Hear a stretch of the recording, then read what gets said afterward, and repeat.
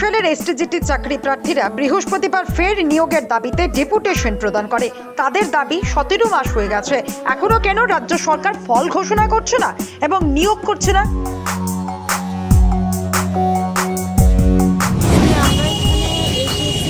আমরা যে 2022 সনের এসটিজিটি ক্যান্ডিডেটরা আমরা সবাই এখানে সমবেত হয়েছি আমাদের সম্মানিত মুখ্যমন্ত্রী স্যারের কাছে অনুরোধ জানানোর জন্য যে আমরা যাতে অতি সত্বর ওনারা যাতে আমাদের সকলকে আমাদের রেজাল্ট দিয়ে সকলকে 100 দিন নিয়োগ করে।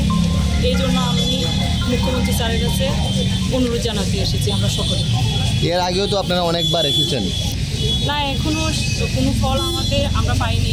আমরা অনেকবারই এসেছি, বিগত আজকে 16 মার্চ যাবৎ আমরা এখানে আসছি, সমবেত হচ্ছে।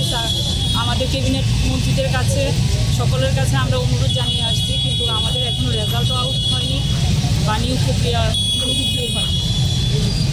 যারা সাথে দেখা করেছে তাদের তো আসলে তেমন কিছু পাইনি, তবে এটা আমরা আশাবাদী যে নিশ্চয়ই তারা আমাদের কিছু একটা করবে।